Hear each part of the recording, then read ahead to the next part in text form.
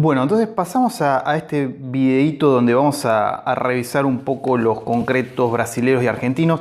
Antes voy a poner una placa con los nombres propios, ¿no? Así no tengo que estar poniendo a cada rato, los voy a nombrar. Ocasionalmente, si a alguien le interesa alguna referencia, puede volver y ver qué es lo que estamos mirando. Entonces vamos a ver primero alguna cosa de Max Bill, este suizo con impacto en el desarrollo del movimiento en Brasil y en Argentina. Y después sí ya pasamos al concretismo argentino, y ahí tenemos que pensar toda una serie de nombres, ¿no? Empezaríamos con el arte concreto invención, ¿no? Y acá deberíamos nombrar a Tomás Maldonado, Edgar Bailey, Antonio Caraduje, Simón Contreras, Manuel Espinosa, Alfredo Lito, Ennio Iomi, Obdulio Landi, Raúl Loza, Primaldo Mónaco, Oscar Núñez, Lidi Prati, Jorge Sousa, Matilde Werby, ¿no? Todo lo que fue nucleado alrededor de la revista Arturo, básicamente, ¿no? Ahí de Tomás Maldonado vamos a ver desarrollo de 14 temas, una obra de 1951-1952, ¿no? Uno de los pioneros del arte concreto en paralelo con estos experimentos que se están dando en Brasil en este momento. Después deberíamos nombrar el grupo Madí, ¿no? Ahí tenemos a Kossice, a Rothfuss, a Arden King, a Martín Blasco. Yo acá voy a incluir a las grafías plásticas de León Ferrari, ¿no? Yo les decía, algunas de estas expresiones se pueden leer a partir de algunos postulados del arte concreto, en línea con la escritura sémica de Mirta de Hermisage. Después tenemos ahí en la década del 80 la revista Azul. Acá aparece Jorge Santiago Perednik, Roberto Scheines, Arturo Carrera, Roberto Signoni, María Lilian Escobar, y después ya en la década del 90 el grupo Paralengua, otra vez Roberto Signoni, Carlos Esteves y Fabio Doktorovich. Ya algunas cosas vimos de Fabio Doktorovich, lo conocemos como uno de los pioneros del arte digital argentino. De hecho, ellos van hacia lo digital, hacia lo performático, hacia la puesta en vivo. Según Doktorovich, se trata de una poesía post-tipográfica, ¿no? Pero se puede inscribir dentro de esta serie. Después, con respecto al arte concreto brasilero, por supuesto, vamos a ver los clásicos. Vamos a ver a Augusto de Campos, vamos a ver a Haroldo de Campos, alguna cosa de Decio Pignatari y Ronaldo Aceredo, que ya habíamos visto algo ahí en el texto de Gonzalo Aguilar. Y terminamos con algunos antecedentes, porque yo los nombré en el video pasado. Entonces vamos a ver una cosita de Mallarmé, de Apollinaire, de Marinetti, que no lo había nombrado, y de Cummings, ¿no? Entonces pasamos otra vez, como hicimos en el video pasado, nos metemos en la computadora y vemos a ver qué tenemos ahí. Bueno, empezamos con estas visualidades de Max Bill. Yo les decía, es un suizo que tuvo impacto en el desarrollo del movimiento concreto en Brasil y en Argentina. Él recurre al pensamiento científico, contra lo simbólico, contra las expresiones de la naturaleza. Fíjense otra vez el círculo como motivo, el trabajo con el color, el trabajo con el diseño. Es un estudiante de la Bauhaus, ¿no? Entonces lo que está haciendo es pensando la relación entre arte y producción industrial, ¿no? Entonces va a proponer un arte matemático, un arte técnico, un arte industrial. Entonces aparecen estos elementos, lo geométrico, el diseño, cosas que tienen que ir activándose con respecto a lo que veíamos en el texto de Aguilar, y bueno, y tratar de hacer el vínculo con lo que veíamos recién en el video anterior de arte digital directamente. Después tenemos en la línea de Max Bill, fíjense, otra vez algunos elementos que comparte Tomás Maldonado, ¿no? Otra vez lo geométrico, las líneas, el uso del color, un arte matemático escindido de la función referencial. Otra vez, de nuevo, tiene que ver con cierta abstracción de la técnica, ¿no? Esto es desarrollo de 14 temas. Esta es una obra conocida, se puede ver en algunos de los museos de Buenos Aires. Yo creo que la vi en el Mamba, si no me equivoco. ¿No? Son obras mínimas, también parecerían más procesuales que otra cosa, ¿no? Esos dibujitos con las líneas usadas de manera bien rectas, que van marcando cierto patrón constructivo. Fíjense, pétalos de Tomás Maldonado. Otra vez el trabajo con el color, con el diseño. Me parece que resuena aquello que estaba pensando Max Bill en ese vínculo entre arte y tecnología. Me parece que también esto es de Tomás Maldonado, el trabajo con lo geométrico podría verse en la vía pública, ¿no? Tiene una fuerte impronta publicitaria. Esto también es de Tomás Maldonado, la idea también de deconstruir el rectángulo o el cuadrado contenedor de la pintura, se está pensando, investigando, ¿no? Ahí a partir de las posibilidades de todo el abanico geométrico. Esto se llama Los Pintores, también de Tomás Maldonado. Un trabajo geométrico, un trabajo con el color, un trabajo con el diseño. Me interesa cómo ahí, a partir de estas figuras planas, se construye cierta idea de profundidad. Esto también es Los Pintores de Tomás Maldonado. A mí, yo acá reponía cierto carácter referencial, sobre todo a partir del fondo celeste.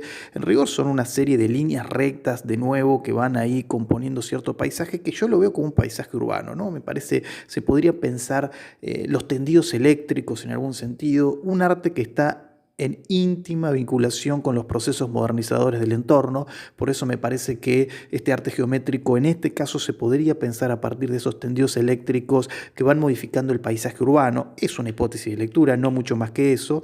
Esto de Manuel Espinosa, esta es una obra conocida también, creo que en alguno de los museos de Buenos Aires se puede ver, si yo no me equivoco, en alguna de esas retrospectivas de arte moderno, la vi en algunos museos, imagino que también en el Museo de Arte Moderno, pero digo, pienso también y sirve la cuestión de las tensiones al interior del concretismo, que vamos a ver sobre todo cuando lleguemos a los brasileros, que tienen una impronta crítica, pero fíjense que también podría ser pensado como decorativo, ¿no? Tiene cierto decorativismo también en función de aquel proyecto de Max Bill, de estar pensando en términos del diseño de la Bauhaus. Digo, son cuadros que podrían estar en una casa diseñada por la Bauhaus, ¿no? Directamente. Esto también es de Manuel Espinosa, lo podríamos incluir dentro del op art, ¿no? Un arte óptico.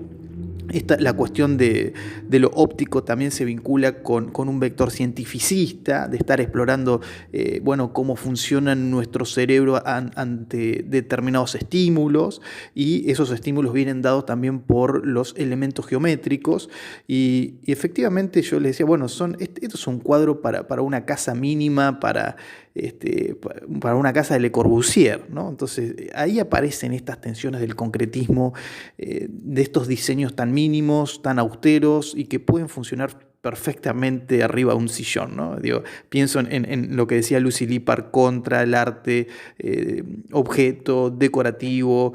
Ella proponía aquella idea de la desmaterialización, ¿no?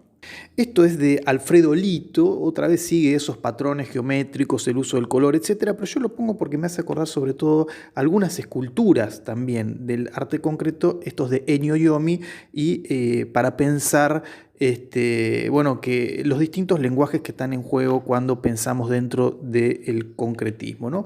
Esto es de Raúl Loza, otra vez la exploración con lo geométrico y con lo procesual, ¿no? Esas líneas que están ahí como un borrador forman parte también de esta propia exploración.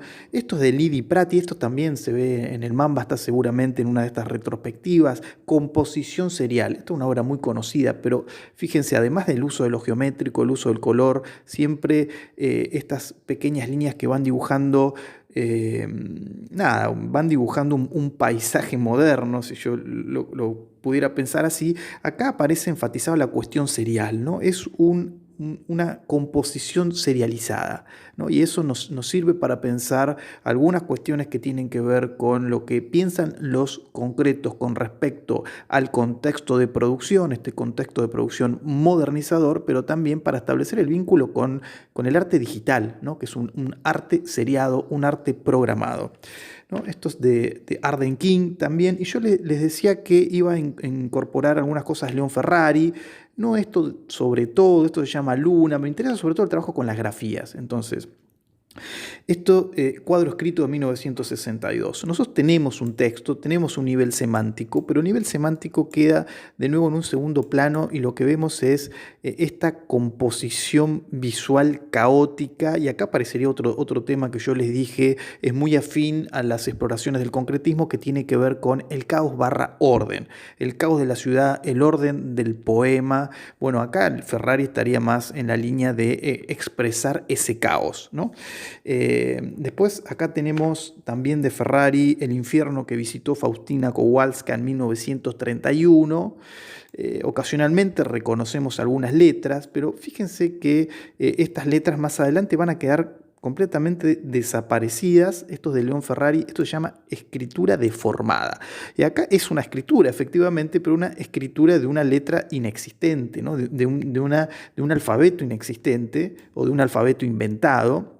Esto es de 1964, entonces acá el componente semántico definitivamente queda completamente cepillado, ¿no? Un poco en la línea de los experimentos de Mirta Dermissage, ¿no? Entonces acá tenemos estas escrituras también que incorporan, yo les decía en otros los videos, el efecto sonoro, ¿no? Parecen pistas de audio. Estas columnas que después son el germen de aquellos diarios, que son pura visualidad, son puro diseño, diarios que no contienen ninguna palabra, ¿no? Son como esos bocetos de los diseñadores, ¿no? Que ponen, no me acuerdo cómo es, tienen ahí una figura en latín que ponen y sencillamente, bueno, ahí va a ir el texto. Bueno, esa composición visual, ese trabajo con el diseño, es lo que están explorando León Ferrari, Mirta Dermissage. Me parecen algunos experimentos interesantes. Esto de Jorge Santiago Perednik, y acá sí, esto es lo que yo le decía. Fíjense, la parte de abajo parece un poema de Iván Marino, ¿no? Poemas que tenían ese movimiento. Este es un poema que tiene movimiento sin tenerlo, ¿no? Entonces me parece que los digitales actualizan este tipo de experimentos y llevan a un nivel en el que los concretos hubiesen querido llegar, ¿no? Y que el momento de la tecnología no estaba disponible todavía. Bueno, Internet, esa codificación en bits de los distintos lenguajes permiten que la letra, el sonido, el video, lo interactivo confluyan en este nuevo medio que es Internet, básicamente. Entonces, es un medio muy propicio para la experimentación del arte concreto, ¿no? Entonces, no podía pasar de otra manera. Y fíjense la parte de arriba, ¿no?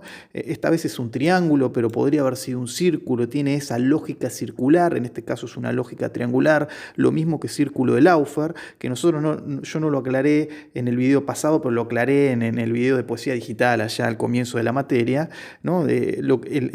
Adentro del círculo hay una oración circular, ¿no? En el proyecto de Laufer. Bueno, lo mismo pasa acá, ¿no? Lo que usted dice, lo que usted no dice, que dice, lo que usted dice, etcétera, etcétera. Lo podemos leer hasta el infinito.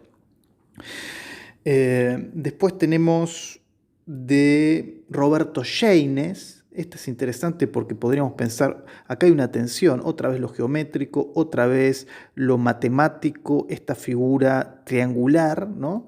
Que podría estar pensándose desde un punto de vista de los procesos modernizadores porque nos refiere a eso, pero es el camino del Inca, ¿no? Es el camino del Inca. Entonces ahí tenemos una tensión entre estos procesos modernizadores, entre estos lenguajes del diseño, de la publicidad y la cultura originaria. Esto me parece un poema concreto interesante. Sobre todo, los más interesantes son donde hay algún tipo de tensión. Por eso me parece que los más interesantes son los poemas concretos brasileros, que acá tenemos uno, ¿no? De Decio Pignatari, Beba Coca-Cola. Acá tenemos el trabajo con la tipografía, es fundamental. La futura Bold es la tipografía modernista por excelencia y la que les va a permitir estos juegos entre la A, la E, la O, estas figuras redondeadas, mínimas, ¿no? Entonces, digo, acá aparece esta tensión entre el discurso de la publicidad, la apropiación de los elementos visuales de esa cartelería urbana, pero una bajada crítica con respecto a este nuevo contexto. Entonces, beba, Coca-Cola, babe, cola, beba, coca, babe, cola, caco, caco, cola, cloaca, ¿no? Entonces, la oración se va descomponiendo de ese jingle publicitario del beba Coca-Cola hasta terminar en cloaca, ¿no? Un elemento crítico evidente. De jingle no, bueno, porque no se está cantando nada, pero digo de la fórmula marketinera de beba Coca-Cola, el eslogan publicitario, ¿no? Así habría que decirlo, ¿no? Después tenemos de Ronaldo Aceredo Velocidade, no lo vamos a analizar demasiado porque leímos lo que decía Gonzalo Aguilar a cuento de este poema. Ya tenemos un video donde nos detenemos básicamente en ese triángulo de arriba, las B corta, hay una vibración, hay una velocidad en el poema. De este poema, Gonzalo Aguilar concluye esa proclama concretista de ligar texto y movimiento, que es fundamental para pensar lo que vimos en el video anterior. Después tenemos de Augusto de Campos, voy a salir de acá, ahí está. De Augusto de Campos, 1965, acá también hay que pensar esta tipografía que no es la común de los poemas concretos, pero por supuesto, lixo, ¿no? La palabra basura en portugués está compuesta por la palabra lujo al interior, en una tipografía lujosa también, sobrecargada, súper ornamentada. Acá está esta tensión, está este elemento crítico, acá se podrían pensar algunas cosas sin lugar a dudas, ¿no? Después tenemos Cidade City Cité de Augusto de Campos de 1963. Este es un poema interesante. Acá aparece la ciudad tematizada, ¿no? Acá en esta terminación. Se me rompió. Cidade City Cité, ¿no? Son 29 prefijos antes de llegar a cidade, que es ciudad en portugués, y city, cité lo pone también ahí en otros idiomas. Digo, visualmente pareciera un HTTP, ¿no? Es un poema multilingüe, un poema universalista. Podríamos pensar la poesía más allá de la lengua. Lo que importa acá es el lenguaje, lo que importa es el sistema. Otra vez el caos de la ciudad. Caos barra orden es un tema afín al mundo de la experimentación concreta, y esto además es interesante, que es un poema que fue pensado para ser instalado en el espacio público, ¿no? Entonces, aparece en algunos museos, pero en las calles, si no me equivoco, en San Pablo, ¿no? Entonces, el receptor de este poema no es el consumidor de arte tradicional, sino que es el transeúnte de la gran metrópoli. Eso me parece que es interesante, y podríamos pensar allá con el texto de Aguilar esto de la salida fuera de sí del arte concreto con respecto a la institución museo, aunque también piensan este arte para inscribirse dentro de la institución. Y eso forma parte de todas estas tensiones. Es un movimiento lleno de tensiones. Por eso a mí me parece interesante. Después tenemos un popcreto de Augusto de Campos. ¿Se acuerdan los popcretos? Bueno, imágenes e iconos. Acá no tenemos el componente verbal, son ojos, son bocas recortados de revistas de distintas celebridades, pero también adentro vamos a tener algunas cosas. Vamos a tener acá un logo de una lavadora. Ahora vamos a ver bien qué cosas son. Hay una óptica de un auto, hay que encontrar, ¿no? Hay algunas trampas. Tenemos acá arriba estas señales de tránsito. Fíjense. Acá aparece deconstruido. Entonces tenemos acá el logo de la lavadora Westinghouse, que puede ser pensado también con respecto a estos procesos industriales del momento, a la vida doméstica, a la vida modernizada. Tenemos un ojo de Pelé, tenemos un ojo de Brigitte Bardot, un ojo de Sean Connery, un ojo de Elizabeth Taylor, tenemos Marilyn Monroe. Tenemos algunos concretos, tenemos a un fragmento de Pignatari, tenemos un ojo de Augusto de Campos, ¿no? Y fíjense acá arriba, esto a mí me parece interesante, las señales de tránsito, ¿no? Derecha libre, es decir, se puede girar hacia la derecha, y la otra es izquierda prohibida, hacia la izquierda no se puede girar. Y abajo de izquierda prohibida tenemos el ojo de Fidel, ¿no? De Fidel Castro. Acá tenemos otra vez estas tensiones políticas. Se están tematizando algunas cuestiones que son políticas y que hay que leerla, ¿no? Dentro de esta selva semiótica que construyó Augusto de Campos, y que me parece un poema interesante. Después, Organismo de Decio Pignatari. Este es un poema interesante porque se corre de la norma en el sentido que aparece la presencia del cuerpo, cuando por lo general esto estaba ausente, ¿no? En los poemas concretos. Y también podríamos decir que detona el carácter verbal del signo, ¿no? En ese zoom en el que la O se vuelve un orificio, ¿no? Entonces, organismo deviene en orgasmo y la O deviene en este orificio ya completamente cerrado. Me parece interesante, sobre todo por eso, porque está la presencia del cuerpo cuando por lo general hay una distancia. Bueno, cuerpo que nosotros veíamos en algunas tematizaciones del arte digital. Podríamos ahí establecer un vínculo, ¿no? Y bueno, y para cerrar tenemos acá algunos ejemplos nos vamos bien allá atrás del todo, sobre fines del 1800 con Mallarmé, pero bueno, otra vez el trabajo con las tipografías, con la disposición del poema, con los distintos tamaños, un poco los concretos, están mirando estos experimentos que yo les decía, son experimentos que están mirando los procesos modernizadores de su tiempo, ¿no? Y que tiene que ver con esa cartelería urbana que hace que el poema detone directamente, ¿no? Detone hacia esta nueva visualidad. Acá tenemos algunos caligramas de Apollinaire, podríamos pensar ahí la línea de los caligramas de Babel de Laufer, ¿no? Ahí tenemos la referencia bastante clara, tenemos el elemento verbal, tenemos el elemento semántico, pero otra vez en segundo plano con respecto a la disposición visual, que bueno, está dibujando acá una figura referencial, una mujer con sombrero, lo que fuere, ¿no? Son quizás caligramas un poco más claros. Después tenemos acá un experimento de Marinetti, ¿no? Otra vez las tipografías, los tamaños, la disposición. Eso forma parte del poema y hay que ser leído, ¿no? Nosotros podríamos detenernos, así como hizo Perloff, como hace Aguilar, detenernos con un poema y tratar de pensarlo. No en todos es muy sencillo, pero bueno, si uno, un poco el ejercicio es ese, tratar de estar más tiempo del que uno estaría cuando está viendo esta selección, por ejemplo. Entonces, al habitar el poema un rato largo, empiezan a aparecer sentidos, ¿no? Empiezan a aparecer algunos sistemas empiezan a activar. Hay que hacer ese ejercicio. Y acá tenemos este poema de Cummings, donde es un poema hecho y derecho en el sentido de que puede ser leído, entonces el elemento verbal por supuesto que está fuerte, pero el dibujo me interesa que funciona como una constricción.